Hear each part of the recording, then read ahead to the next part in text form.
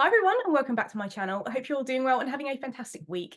In today's video, I'm really excited to be joined by a special guest, which is Nicky Plaskitt of Shaping Behaviour. And we're going to talk all things parrot training tips today to give you some inspiration to enhance your parrot training. So I'm really excited. We're going to delve into lots of different topics. But before we do, Nicky, would you mind introducing yourself and talking a little bit about your experience? Sure. Hi, Sophie. Hi, everybody. Thank you to Sophie for having me on the channel. Very excited to be here and to talk to you all today. As Sophie said, my name's Nicky Plaskitt. I run a company called Shaping Behaviour, which is an animal training consultancy business. I do work with all species. I've worked in zoos for over 20 years now. In fact, it's probably closer to 25 years, which is horrifying.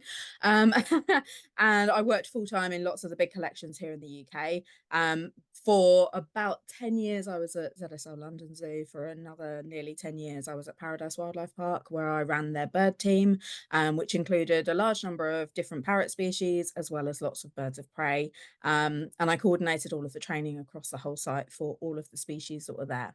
While I worked at Paradise, we transitioned all of our birds of prey from a traditional setting where they were tethered and flown from their perches to a point where they were all flying restraint free and doing lots of high trust training work. And all of our parrots, we basically just taught them loads and loads of different behaviors for husbandry, veterinary care, and also for flying free in our bird shows that we did every day. Since 2021, I've been running Shaping Behaviour, and now I get to work with loads of different people, loads of collections, and lots of different species. And I still do quite a lot of work in the parrot community, more in zoos than in the private setting. But yeah, happy to be here and talk to you all today.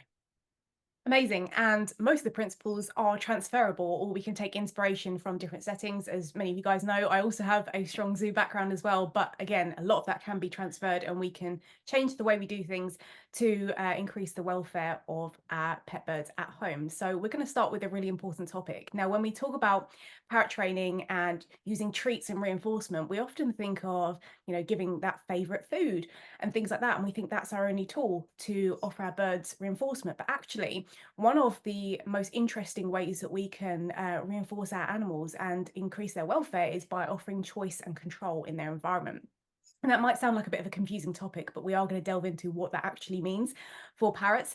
But offering choices and control is really important because often in managed care, in our homes, in captive settings, in collections, there are many choices that our birds don't actually get to make because that's the nature of being in a managed setting.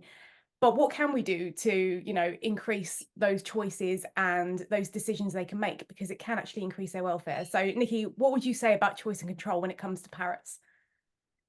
Oh, where do we even start? Okay, so maybe we start by explaining. So to give choices and true, genuine choices for any animal, but particularly today we're talking about parrots in the home. Basically, a choice is defined as being able to use behavior to operate on the environment in order to access different reinforcers. So, in order to give our birds a real choice, we want to teach them or allow them to investigate for themselves, which is better, that they can access different reinforcers by doing different things within their environment. So whether that's accessing food from different points within their cage or their aviary, however they're living, or if they're free flying in your lounge, having perches set up with multiple different ways for them to access those reinforcers. But also thinking that control is the ability to make those choices and actually change the environment that you're living in. So being able to have a bird that has already learnt, well, if I do this I get this, but if I do this I get this, and not being sort of put in a position where they have to choose one or the other. They can choose one, two, three, four, five, however many different options we're able to provide them with. That's really important to their welfare. And like Sophie said, we do always think of using treats as reinforcers, but just giving the option to control outcomes is so valuable. It's a primary reinforcer. It doesn't need to be learned. It doesn't need to be paired with anything to have value to that animal. It's something which is inherently valuable. Just like we get up every day and we make our own decisions, we have control over things that we do in our own life. Yes, we might all have to go to work, but we get to choose where we work, you know, so we all get to make those different choices and have that control over our day. And it is just as valuable for our animals. With our parrots, that might mean when we're doing a training session that we offer a choice of different reinforcer. If we're using treats, maybe we offer them, hey, here's 5 different things. Which one would you like for doing that behavior? I know me and Sophie just talked about this recently on a training day that I did. She had some very good suggestions for one of our participants. You know, you can give them a choice over which food reinforcer they might like, but also the way that they access that reinforcer. So is it delivered in a bowl? Is it hand fed from your fingers? Is it offered in an enrichment device? Is it something that they've got to work at? Do they need to leave the cage in order to access that reinforcer or take themselves back in again? You know, all of these things, they're mentally stimulating for our birds, which is really important, thinking about how busy parrots are and how important it is to keep that mental stimulation up for them. And obviously it does give them better welfare because it's giving them more decisions that they have a chance to make. And we can't give them the choice to do everything. It's sometimes not safe for them to do all of the things that they might want to do. And of course, we always want to keep our birds safe, but wherever it is safe and practical to do so, I like to give my birds as many choices as they possibly can within the realms of living under human care. Absolutely. And I think often and luckily we've moved away from a lot of the more old school and traditional ways of keeping birds where it's you're going to do as I say.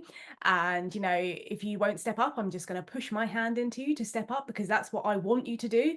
Whereas we're moving more to now asking. Mhm. And one of the things that we find really empowering for birds is giving them a choice to say no. That's a really simple choice, yes or no. Do you want to participate? Yes or no. If you don't, well, that's a lot of information because we can say, okay, why don't you want to participate? Is the reinforcement not high enough? Am I not the right human to be doing this work with you? Is the environment not set up in the way that we'd like? And I think sometimes we forget that, you know, saying no is actually okay for them. You know, sometimes we may want to spend some one-to-one time with our birds and actually maybe they want a bit of time to kind of do their own thing. And they say, actually, I don't really want to come with you right now because I'd rather do some foraging or something. And sometimes people can be quite hurt by that, but actually giving them the choice to decide how they fill their activity budgets is just fantastic for them to be able to decide what they'd like to do. And again, it's also important when they're, you know, not doing undesirable things like chewing the wallpaper or, you know, screaming or biting or any other undesirable behaviors. So what are your thoughts on allowing birds to say no? So absolutely, like honestly, like if we can allow our birds to say no and respect their decision to say no, then that is, again, it's a really powerful way to reinforce behavior. Remember that our birds, they never do anything just to annoy us or just to please us because they don't think about things in the same way that we do. We don't know what they think, but it's a very human emotion to put down that the bird is doing something deliberately to upset you or to, you know, to be friends with you or whatever. It's really, it's about respect. You know, if we're able to give our birds as many choices as is safe for them to make and then allow them to choose what it is they want to do. For me personally, if I had a bird and I had managed to set up its habitat in such a way that it had the choice to participate in multiple different behaviors at any point that it wanted to during the day, and it chose to engage in those behaviors instead of interacting with me, I would be actually really happy that I'd done a great job giving that bird everything that it needed within its habitat. Now, of course, the difference is if you need that bird to come out, so, you know, you're going to go off and go to the vets or you're taking the bird somewhere and you need it to come out, then that's where we need to think about the way that we set up our training sessions. Because even in a training setting, if your bird says no, that's really important information. And it's very important to respect that no. But if we need that bird to do something, it's also important to try and understand what you could change in order to get a yes instead of a no. So that doesn't mean that we ignore the no, because it's important to respect that our bird has said no. Sorry, my cat is, she's desperate to be a part of this this Just interview. saying yes for sure. She very much, yeah, is very much saying yes right now. Um, and I think if I stop stroking her, she might try and lick my chin. So, you know. um, so yeah, obviously it's not about ignoring when our birds say no, but it's sometimes about Oh, here we go. Sometimes about taking a step back and looking at the setup. Okay, is something different from the last time I did this when my bird said yes? What can I change now about this environmental setup, the antecedent arrangement, if you will, in order for this bird to want to say yes again?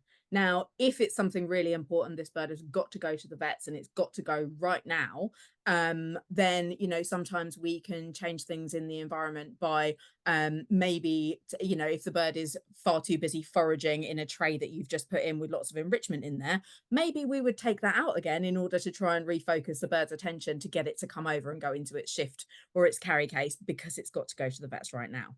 In general, that's not the way that I like to do things because I like to make sure that I've given my birds the opportunity to do what it is that they want to do. And probably I would put that enrichment device in the carrier if I thought that it was something that the bird was likely to want to go to, rather than putting it in the cage just before I try and bring the bird out. But sometimes we don't think these things through. We we do things in our routine and then we remember that we've got to go to the vets right then. So yeah, I always look at the environmental setup. What can I change in order to make it as easy as possible for my bird to say yes when I ask it to do something? Definitely. And I've got lots of tutorials on my channel of voluntary training techniques like going in the carrier voluntarily, nail trimming, syringe training and stuff, which is all things you kind of want to train before you need them. Because I've had countless Absolutely. messages of people saying, I need to give my birds meds. What do I do? And it's like, well, you know, we've got the content here that you can work on, and it's a lot harder to do it in that moment when you really need something done. It's a lot better to have some of these groundwork husbandry behaviors before you need them, because then it just, again, makes it a really voluntary participation for your bird to say, okay, I know I can go in the carrier, because there's lots of good things involved with that. And I do have a bit of a choice in the scenario during those training sessions. But I wanted to move on to antecedent arrangement, which you touched on, which is our next sort of topic in today's video, which is a really powerful tool to just change certain things in order to set your bird up for success. I attended your awesome workshop recently on it, which was really inspiring and gave us loads of ideas to come away with. But would you mind defining what it actually means? And then we can start exploring some of the ways that we can actually implement that in the home with our birds. Sure. Okay, so antecedent arrangement is something that I'm really passionate about. I spend a lot of time talking about it. And in fact, as a consultant now, most of my work is done in the antecedent arrangement setting. So because of my current job, I get sent lots of videos or I get asked to watch lots and lots of training sessions. And I think when we're training an animal, it's very easy to be in the moment. We're almost blinkered. We're not really looking at the big picture. We're looking at the animal in front of us and what it's offering us and how we can reinforce that. And that's really important to do. But sometimes it means that we miss the bigger picture. So a lot of what I do now is I watch the bigger picture, and as well as looking at the way that the person's reinforcing, the way that they're standing, all of which are antecedents, I'm also looking at the way that the bird is standing on the branch. Does it look like perhaps it might be more comfortable if the branch was higher up or lower down or closer to the front of the mesh or further back, or should we move the person outside? Basically, the antecedent is the thing that happens immediately before the behavior occurs. Okay, so the consequence is the stimulus which occurs immediately after the behavior. That's what usually maintains the behavior. So we either have reinforcers, which will maintain or increase the future frequency of the behavior, or we have punishers, which will decrease the future frequency of the behavior. But the antecedent is the thing which sets the scene for the behavior to occur. I'm quoting Susan Friedman there. If any of you have seen her or done any of her work, then you'll have heard her say almost exactly those words. And she's Yeah. fantastic. So we love Susan Friedman. If you're not familiar with her, then check out her website. I'm sure, Sophie, you've probably done an interview with her already, haven't you? David has actually. David did a great Oh, interview amazing. on labeling birds and how it can be Excellent. a bit of a problem. So yeah, check out the Parrot Teacher after this video, and you can go and watch that as well. Fantastic. So yes, Susan Friedman defines the antecedent as, you know, the thing which sets the scene for the behavior to occur. For me, I like to look at antecedents as basically everything. Okay, so I've done a talk called Antecedent Arrangement is Everything, and it pretty much lists, it's a non-exclusive list, but it lists everything from the weather the time of day, the trainer that you are, the reinforcer you're using, noises happening in the environment around you, what you're carrying, the way that you walk up to the enclosure, the way that you stand when you're there, the behavior that you're asking for, where you're asking for it, literally everything, okay? Because all of those things are in the environment. They're all happening while you're, sorry, I've got cat hair all over my face. They're in the environment while you're trying to do your training session, okay? Now, obviously, we can't control things like the weather. Unfortunately, if we could, it would definitely be sunnier than it is right now today in England. But we can't control all of those things, but there are some things which we can control. And when we look at antecedent arrangement with that critical eye, we can say, the bird doesn't want to go inside. Maybe I could put a light inside so that it's not going into a dark space. Maybe if it was moving into a lighter space, it might be more comfortable with that. It's cold outside. Maybe I could put a heat lamp inside. Maybe then the bird will want to move inside. It's raining and I'm standing over here in the rain and the bird doesn't want to come over to me. What if I stand over here under cover and the bird will then approach you? Okay. So, I mean, it sounds like it's cheating, right? But it's not. It's really not. It's such a valuable tool that we've got at our disposal, because when we look at things with that big picture eye, make those antecedent changes, okay? Stand over there, move your branch so that the bird is, at face height instead of at knee height, so that it's more comfortable because it's up at the same level that you are. Do those things. It really is not cheating. It's a really, really useful way of helping your animal to understand the behavior that you're asking for. And as soon as they're then in that position or in the right area that you want them to be, you can reinforce that. You can worry about cues and things later. Like, I have absolutely no problem at all with using antecedent arrangement as a prompt to set up your animal for success. And then as soon as it offers you that little bit of behavior, that's when you're going to reinforce. Then once you've got the behavior, your animal is going, oh, I got paid the last time that I did this thing. And then you start getting repetitions of that behavior, the animal, that it works for the animal, and therefore they keep on doing it. And then you can put it onto a cue, and then you can generalize that behavior to wherever you need it to be. So, this is something that, like I said, I'm very passionate about. I do a lot of work in antecedent arrangement. And sometimes it is as simple as me watching a video and saying to somebody, what if you sit down over there? Oh, look, it's doing it. Trained. I mean, okay, it's not then completed. The behavior isn't completed, but it helps if it can help your animal to understand what you want from them. Because most of the time, the behaviors that we're doing, we're training them. Yes, they're going to help the animal in the long run, but they're things that we want the animal to do. The animal might not necessarily want to do them or doesn't know that it wants to do them. Okay, so particularly things like syringe training. Okay. So, when we syringe train, we start out with something that tastes delicious in the syringe, and we always make sure that we reinforce it with something extra delicious afterwards. But at some point, we're going to need to give our animal medication, and that medication usually doesn't taste very delicious, unfortunately. Now, if we've trained that behavior well enough, our bird has learned that it's the act of swallowing what's in the syringe which gets it reinforced. But when we first start training that behavior, the bird has absolutely no idea why we want it to touch this weird thing that's got a funny coloured liquid in it. So we have to teach it. And we can do that using antecedent arrangement. I use a lot of free shaping when I'm training things like syringe. In fact, I use free shaping in a lot of my training. So I'm basically trying to give that item value before it comes anywhere near the animal. And so for using antecedent arrangement and syringe training, I would do things like starting protected contact, which I know we're going to talk about later. I love protected contact. But I would also use the antecedent of making sure that the person remains still.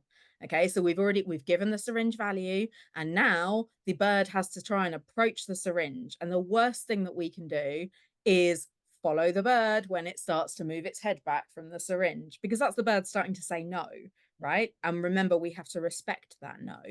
And that might mean that we need to change the way that we're asking, or change the quantity of liquid that we're giving, or the reinforcer that we give afterwards. But if our antecedent arrangement is that our hand remains in one place with the syringe resting, and the bird has to choose to come back in order to access that syringe, that is a really valuable tool, and it can change the way that that behavior goes down in one session. I've seen it happen, just by allowing that bird the opportunity to back away if it needs to, and then come back in and re-engage to get reinforced. So sorry, I went off on a tangent there. We love a tangent. It's similar with like stepping up. Mhm, How many times have I seen people asking to step up? The bird says, "Oh, I don't think I want to do that." So they're like, "Okay, no, no, come on, we're going to chase you around the perch. You're going to step up. mhm. It's a really good idea." And the bird's like, "Actually, I don't think it is." And sometimes it could be like your body position, like you said, if you're looming over your bird, like, "Come and step up," and this bird is like, "What is this giant predator trying to do to me?" That's terrifying. Whereas if you try and have them a little bit higher up, they might be like, "Okay, I can see what's going on in my environment." Similarly, some of the ones that we've seen are people who try and start recall and stationing training last thing at night when their bird is up. And they're like, "I don't want to do it." And these people can't work out why on earth this bird doesn't want to participate. And it's because they're exhausted. They've had a busy day doing lots of fun stuff and they don't have the energy to participate. So maybe doing that first thing in the morning when they're more motivated to want to participate in a high energy session would be setting them up for success. Similarly, here with us, we know not to do any training sessions if the washing machine is on, because that is quite overstimulating for the crimsons. And an overstimulated crimson belly is not something I want to participate in a training session with because they're going to say no and they're going to tell me straight away because that is just very, very exciting and noisy. Mhm. So if there is noisy things going on outside, maybe there's roadworks, that's probably not the best time to do a training session, especially if you want to make a lot of progress. What else have I got on my list? You mentioned as well, like the actual trainer that does the initial training of the behavior and then you can generalize it onto somebody else. You know, we have 8 birds here and they all have their individual preferences of whether they prefer me or David. So Mhm. it might be better that I train a behavior with, for example, Kipling, whereas David trains a behavior with fish. And then once that's fully trained and completed on cue, then he can show me how he does it. So that might be a better option because often we do see a bit of a split with certain birds preferring certain people, which is okay as long as it's not completely unbalanced where there's a lot of, undesirable behavior towards other members of the family. Um, and yeah, height of surface, like you mentioned, with branches, the actual height of the branch or the stability of it, the material of it. There's so many things in our environment. And I think I'm sure we probably agree, filming training sessions and watching it back yourself, not necessarily with another trainer, but just watching the whole environment is so valuable. I mean, it's something that we recommend to all of our clients because even just understanding your own bird's body language, when we're in that moment, we get really emotional. The bird doesn't want to participate. Why is that? And then we watch it back and we notice all those subtle feather positions, the eye pinning, the leaning, everything else, all those precursors up to that point where maybe you get nailed or they fly off. And we, in the moment, we're like, I don't know what happened. Watching it back, would you agree that is quite valuable information? Oh, it's so valuable. It's the most important thing that we can do, like if you can't have somebody else watch your session, which actually oftentimes I think we sometimes act differently when we know that we've got somebody watching us. Yeah. So sometimes even if you're working with a consultant or somebody who's helping you with your behavior, sometimes doing it live puts you more on edge and then Yeah. you act differently and then the bird acts differently and then you don't understand and there's this notion of saying, "Oh, the bird's messing me around now," and really it's all on you, I'm afraid. You're the antecedent in this, the way that you're acting, the bird is reacting off that.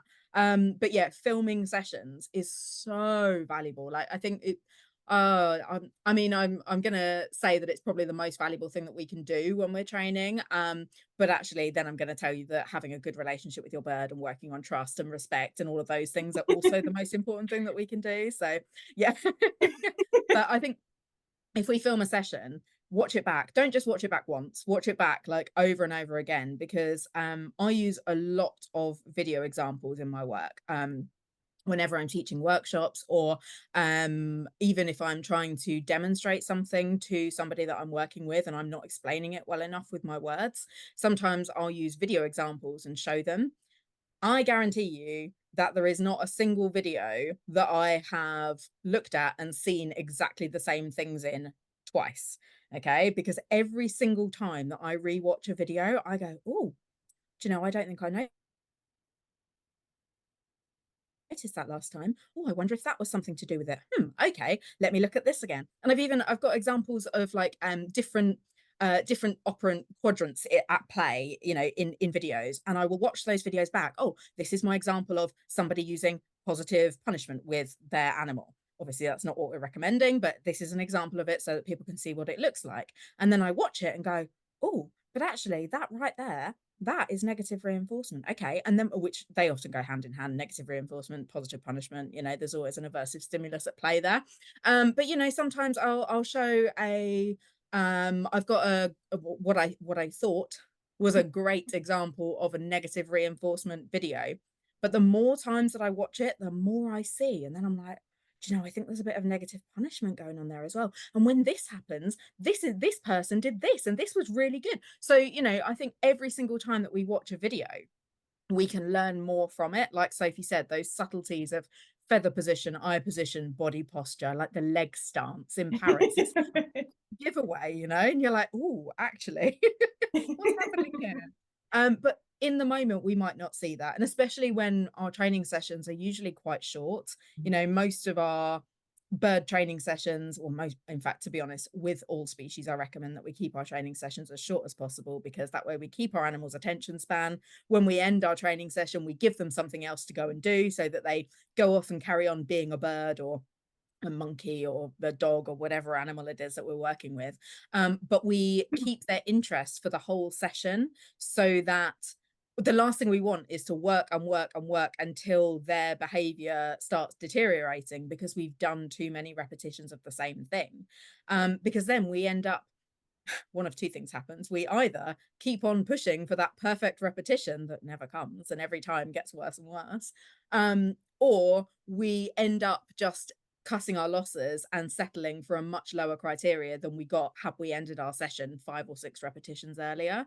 So I always recommend short, sharp sessions. If you Mhm. could do 5 2 or 3 minute sessions a day, that's more valuable than doing one 15-minute session a day, I think.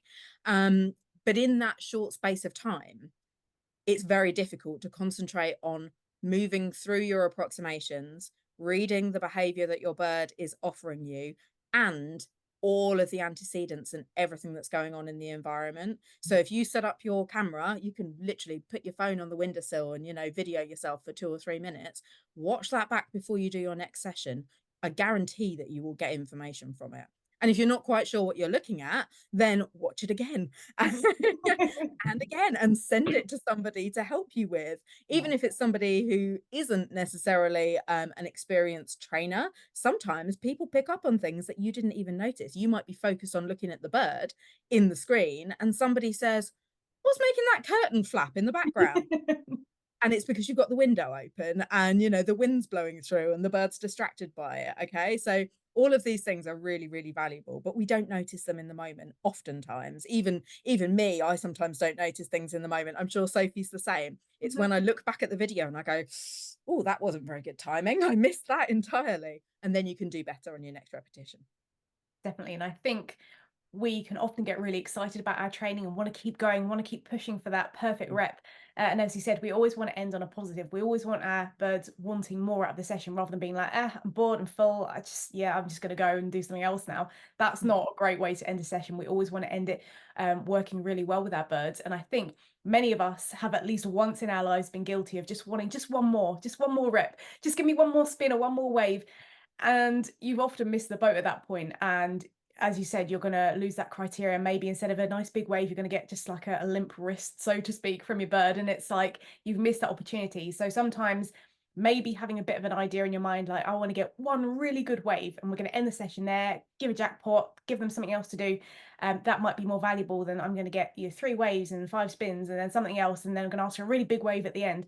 That might actually be too much for your bird. So knowing where you're at in your training and having this kind of evaluation, maybe even keeping a little diary if you want to. You can rate your sessions out of 5. Something I see a lot of people do. 5 is the bird was amazing and a few notes. 1 was they didn't want to participate, and you can go from there. And having a bit more structure to your training and what you want to work on for each session is great. We have a free training session planner on our store for best behaved birds if you want to go and download that for free and print it off and put it on your fridge, and you can kind of decide where you're going to go with your training during the week. But you mentioned trust and respect and building a really great relationship with your bird, which is something we're very passionate about. We've got a course on that. We're doing a lot of promo today. But it is fundamental when working with a bird. And We've seen some interesting examples of how you should work with a bird when you first get them home online.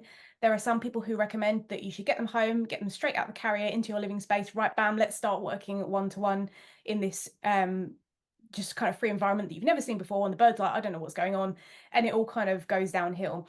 But there is another way of doing it where we can actually give our birds, again, more choice and control to participate when maybe they don't know us very well, maybe they've just come home, which is protected contact. It's something we're very passionate about. I know, Nicky, you're very passionate about it as well. And we want to give you a bit more information about this because it's often a very underutilized tool. And we do call it a tool because sometimes people see keeping the bird in the cage to do something, or the in aviary or whatever else environment that they've got. People see that as almost like a punishment or a bad thing, when actually we see the cage as like their safe space, it's their bedroom, it's a really awesome place to be with loads of enriching opportunities. So actually working them protected contact when they're in their safe space and we are not in their safe space is incredibly valuable and gives them lots of choices. So Nicky, take it away with your thoughts, definitions, anything you want to say today about protected contact. I love protected contact. That's what I want to say. So historically, people use protected contact with animals that are dangerous to people.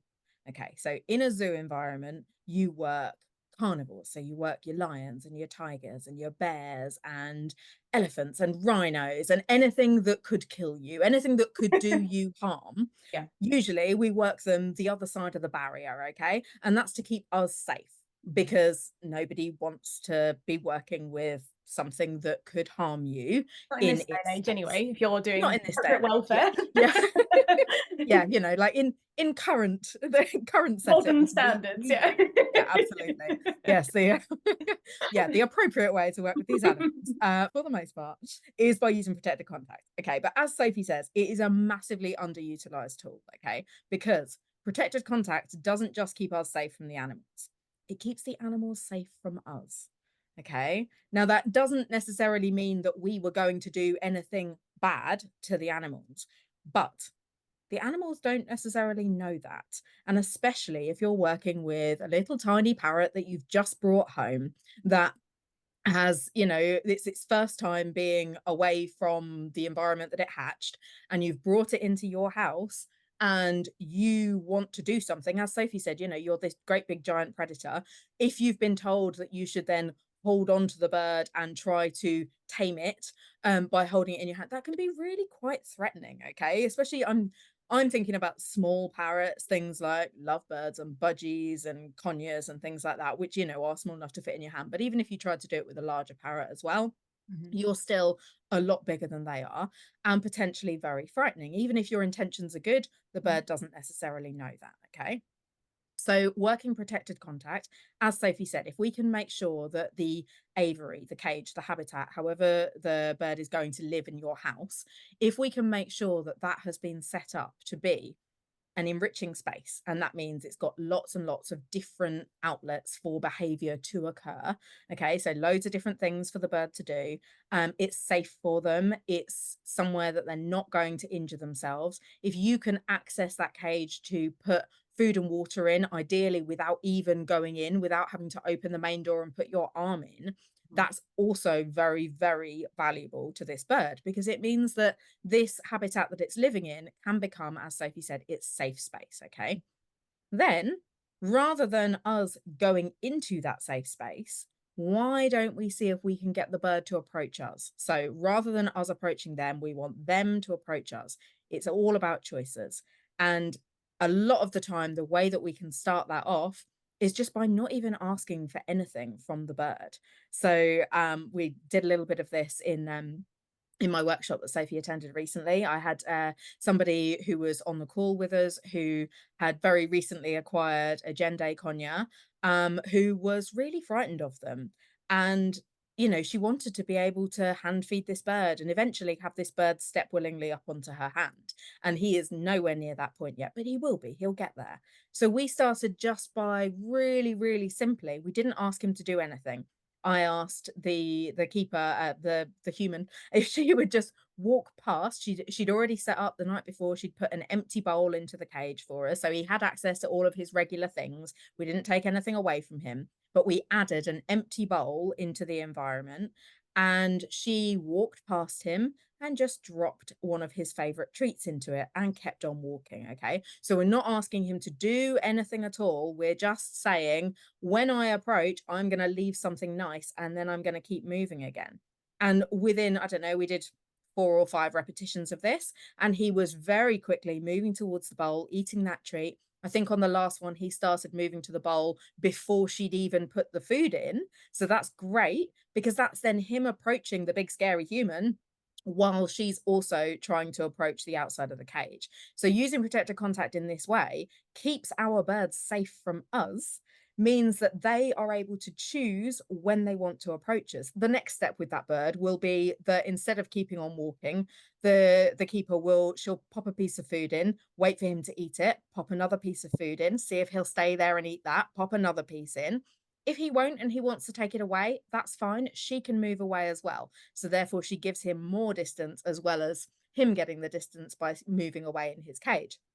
But ideally, we want him saying, "Oh, no, this is okay. You're on the outside of this barrier and I'm on the inside and everything's fine."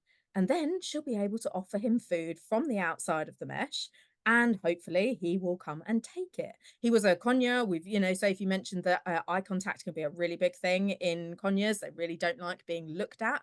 So, we worked on the keeper's body position and having her standing side onto the cage instead of facing the cage and staring down at the bird. We also had cameras set up so that I could see what the bird was doing while I could see the keeper walking away around the room as well. So again, videoing the session, really, really valuable. But yeah, protected contact. I mean, I have seen absolutely enormous progress in birds in a very short space of time just by taking the person out of the equation. Okay, so obviously the person is coming, the person is providing food, but the person is no longer going into the bird space. And we want the bird approaching the human. And then you can work on, okay, well, now what if I open the door when the bird is over here? I've asked him to come over here to the mesh and I've given him a treat for doing that. That's going to be the start of my stationing behavior. I want him to station away from the door when I open it. And then maybe you can open the door, and instead of going straight to the bird, you can go to the other side of the cage and pop something in over there. So then the bird is being asked to move around with the door open and your hand in there, but they don't have to come to you. They don't have to go over you. They don't have to step onto you. And although this might sound like it will take longer than it might do if you just held on to that bird in your hand when you first take him home. Two things we need to think about. First of all, we want to, like, these birds can live for a really long time. Even the small parrots might live for 20 years. Okay. So if you've got a larger parrot, if you've got an African grey or a macaw, they might outlive you. So we need to think about the lifespan of these birds and how their life is going to be. We want to give them the opportunity to have the best possible welfare under our care and the best possible habitat and the best experiences with people. And we do that from day one by saying, hey, there's no pressure. We are going to go at your pace and we're going to respect your decisions and we're going to work with you. Okay, training should always be something we do with our birds, not to them.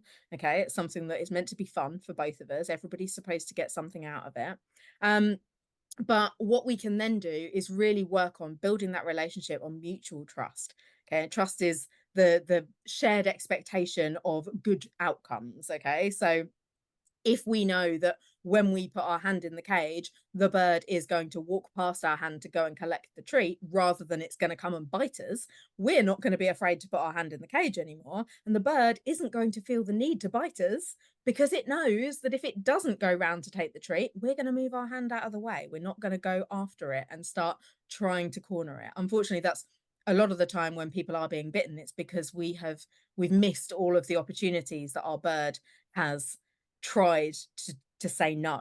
We haven't trained our eyes well enough yet to see all of those subtle signs, and they can be quite subtle at first. I'm sure Sophie's got lots of information on this, but things as subtle as moving just a few of their feathers, that stance, as I mentioned earlier on, the eye pinning. In some species of parrots, they can contract and dilate their pupils on, just when they need to. And it's very communicative, but until you know that that's what the bird is trying to communicate, chances are the bird might have to bite you to get you to back off. We Mhm. don't want that. I never want a bird to have to bite me or a person that I'm working with to say no. So it's all about reading those subtle signs at the beginning and not putting the bird in the position in the first place where it has to say no. That's where protected contact comes in as your best friend. Sorry, I rambled on just a little No, bit it's there. great. It's great. And that's one of the reasons why we're very passionate about if you just bring a bird home, whether that's from a breeder or a rescue or whatever scenario, don't just get them straight out and just let them fly around and freak out in your living room. It's not going to be valuable. You're not going to be able to get them back in the cage. You may end up having to catch them up. That's going to break any possible trust that you may have had within the first day of having them home.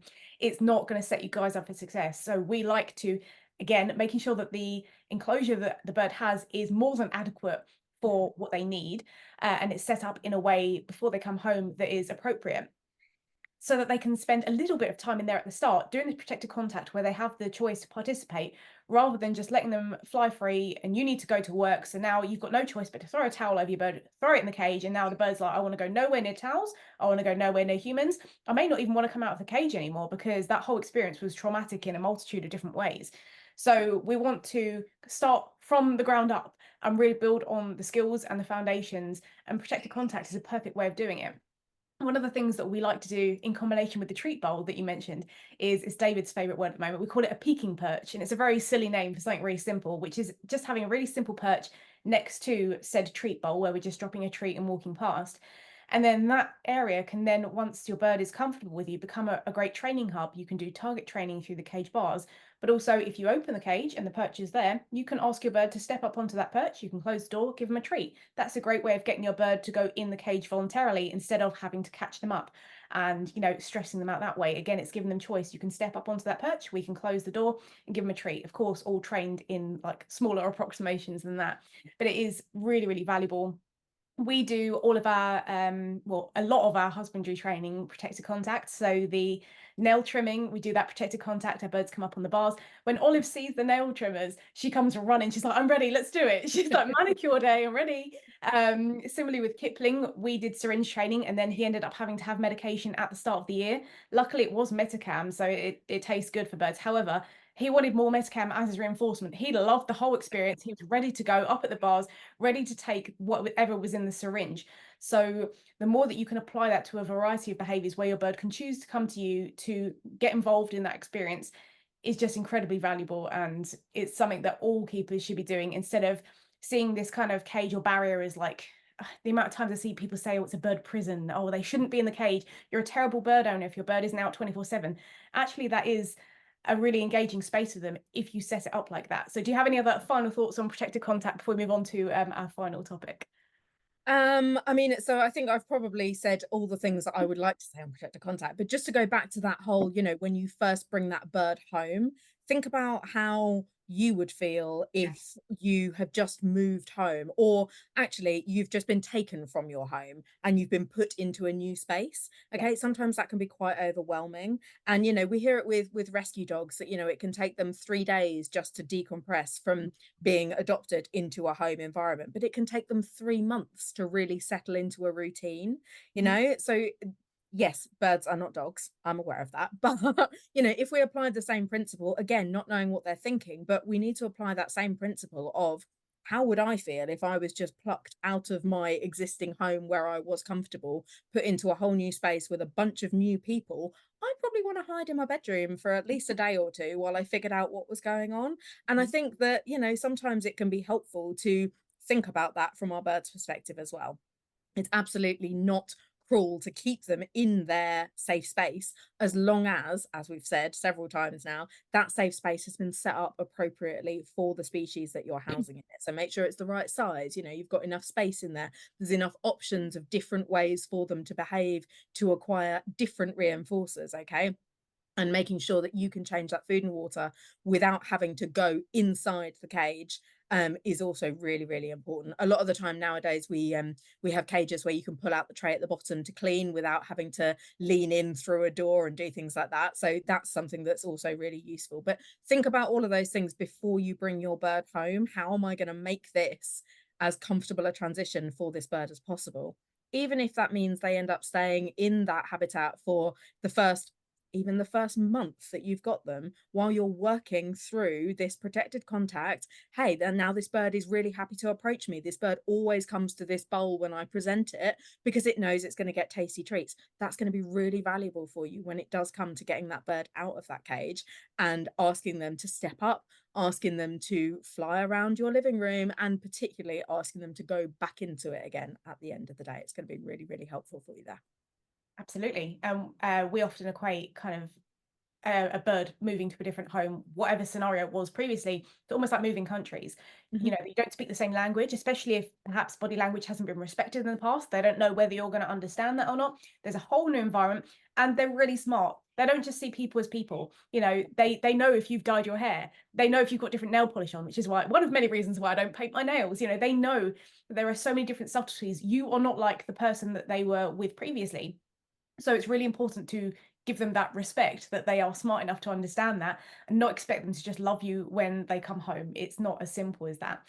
And oftentimes we are in a situation with a client or somebody who's DM'd us or something like that, and they say, well, I've had this bird for a while, it doesn't want to participate in training, it's stubborn, it's lazy, it's angry, it's maybe it is tame, maybe it's friendly, maybe, you know, all these different words that we're using to describe these birds are actually not really valuable when it comes to solving either undesirable behaviors or training challenges, because that's not actually necessarily what you're seeing. So what are your thoughts on behavior labels and actually using those words to describe behavior?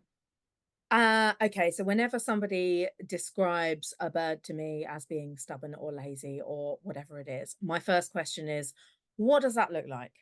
And, they'll give me a description, which is usually filled with lots more labels. And labels, they're just constructs. Okay. So labels they mean different things to different people, which is one of the biggest problems with labels. Because if so, aggression or aggressive is one of like the favorite labels. Oh, this bird is really aggressive. Okay, well, what does that look like? And if there are three people in the household, each of those three people will tell me something different that they view as aggression from that bird. Mhm. Okay. Now, it doesn't mean that they're not all right. Maybe all of them, maybe this bird is doing all of those things. And maybe the goal for that bird is actually to get the people to back away. But the first question I ask them is, what does it look like? And the second question I want to ask is, okay, well, what did you do just before the bird did that? And what did you do after? And Mhm. that's not me being accusatory in any way. I'm not trying to say that somebody's done something wrong. I'm just trying to get information. Mhm. Because if I have the information of that the human put their hand into the bird's space, the bird lunged at the human hand, and then the human takes their hand out again, that gives me a whole picture. I can see it in my head. I can see what just happened. And I can start breaking that down and saying, okay, well, maybe before the bird lunge, before you even put your hand in, where was the bird standing? What was the bird's posture like? What was the bird's feather position? Was the bird busy eating something or engaging in preening? And, did he notice that you were opening the cage door to put your hand in? All of these things, they give us so much more information. So for me, a label is it's just that. It's not even worth the bit of paper that it's written on. Because it means something different to every single person. For me, I might view aggression from a parrot as maybe the first thing that I see with this individual is that its eyes pin. And that to me is aggression.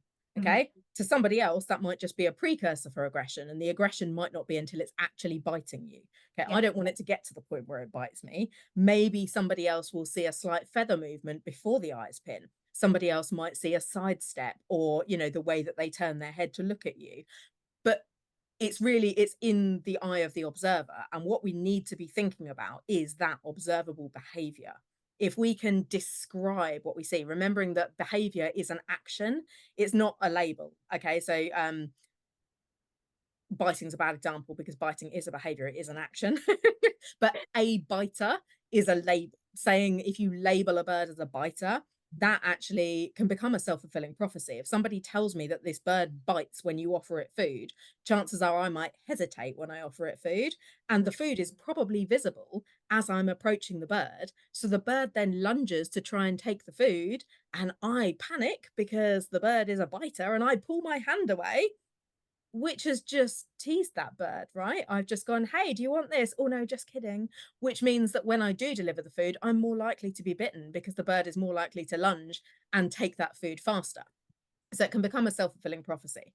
If Mhm. we try to get everybody that we work with to focus really well on what it looks like or what the bird is actually doing when we want to use a label instead of using that label, we can then get to a point where either we say things like, oh, so and so was really lazy this morning, which means that when I asked him to do this, he Yeah. turned his back on me and went in the other direction, and you have more information. Yeah. Or you can get to a point where, you know, if you're working with a team of people, or if it's in the home, if it's two of you in the family, then you each know what the other one means. So because you've operationalized it so many times, you've described what you're seeing so many times, that now if somebody said to me that this bird was hormonal. Maybe to us in our family, hormonal always means the same thing. It always means that the bird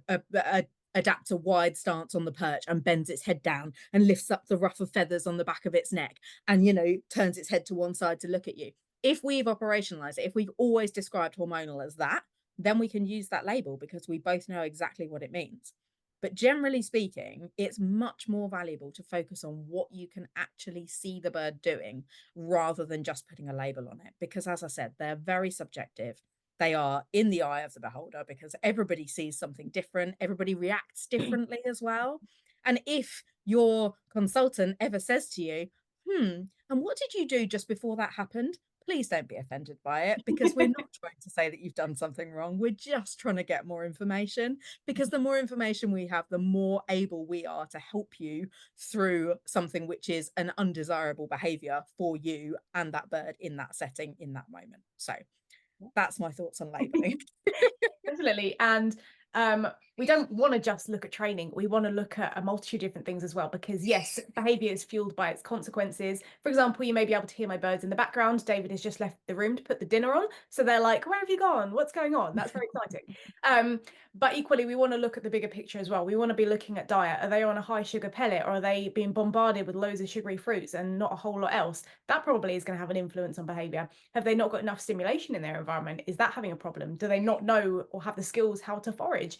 You know, there's lots of different things that could also be going on in the environment, as well as the consequence of the behavior, which could be just feeding into this whole other thing. And actually you might say aggression, but actually it's hormones, or you know, it's a whole different kind of thing. And if we all have different interpretations, it's going to get really confusing. So we often have forms come in when we do consultations, my bird's aggressive, and it's like, well, just a little follow-up email, what does that actually look like? What does that mean? Is it, you know, your bird is dive bombing and, you know, they're not getting enough sleep and they're doing naughty things with a perch, and it's like, okay, maybe there's a couple of other things going on underlying here. So it's really good not only to observe, but also have a look at the bigger picture of how you're taking care of your bird and what's going into them via diet, what they're actually doing with their day and filling up their activity budgets, and, you know, time of year and sleep routines. There's so many different things that you can analyze what you're doing with your bird and always strive to do better as well. So with that in mind, we will finish things up because I've kept you for quite a while. But the last thing today is, what is your one final top training tip for anybody watching today?